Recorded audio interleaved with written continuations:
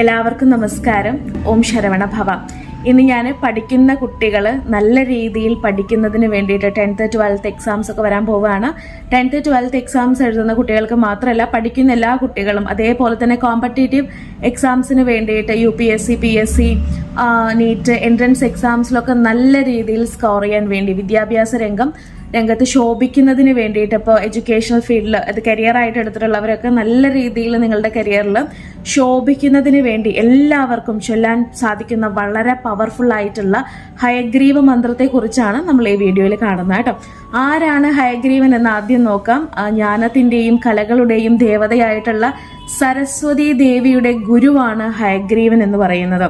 ഈ ഹയഗ്രീവ മൂർത്തിയെ ഉപാസിച്ചു കഴിഞ്ഞാൽ, ഹയഗ്രീവ മന്ത്രം ദിവസവും 11 തവണ പാരായണം ചെയ്ത് കഴിഞ്ഞാൽ തീർച്ചയായിട്ടും വിദ്യാഭ്യാസത്തിൽ നല്ല രീതിയിൽ, എത്ര വിദ്യാഭ്യാസത്തിൽ പുറകോട്ട് നിൽക്കുന്ന കുട്ടിക്കും നല്ല രീതിയിൽ ശോഭിക്കാൻ സാധിക്കും. ഭക്തിയോട് കൂടിയിട്ട് ഹയഗ്രീവനെ മനസ്സിൽ പ്രാർത്ഥിച്ച് ഈ മന്ത്രം ചൊല്ലാം.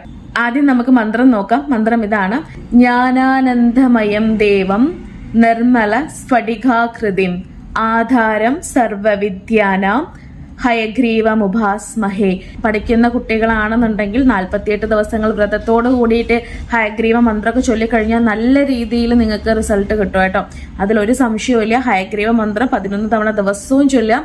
വളരെ പവർഫുള്ളാണ്. പിന്നെ ഒരു വഴിപാടുണ്ട്. അതെങ്ങനെയാ വെച്ചാൽ, ഹയഗ്രീവന്റെ ഫോട്ടോ വീട്ടിലുണ്ടെങ്കിൽ ഒരു ഒറ്റ സംഖ്യയിൽ വരുന്ന പോലെ ഏലയ്ക്ക വെള്ളത്തിൽ കുതിർത്തിടുക. എന്നിട്ട് സൂചി ഉപയോഗിച്ചിട്ട് നമ്മൾ മാല പോലെ കിട്ടുക. അതായത് 11, 15, 19 ഒറ്റ സംഖ്യ വരുന്നത് പോലെ നമ്മൾ മാലയായിട്ട് ഏലയ്ക്ക മാല കെട്ടിയിട്ട് നമുക്ക് ഹയഗ്രീവന്റെ ഫോട്ടോയിലോ അല്ലെങ്കിൽ അടുത്തുള്ള ക്ഷേത്രത്തിലെ പെരുമാൾ മഹാവിഷ്ണുവിന്റെ ക്ഷേത്രത്തിലൊക്കെ പോയി കഴിഞ്ഞാൽ ഹയഗ്രീവന്റെ വിഗ്രഹം ഉണ്ടെങ്കിൽ അവിടെ നമുക്ക് ഈ മാല ചാർത്തി കൊടുക്കാൻ സാധിക്കും.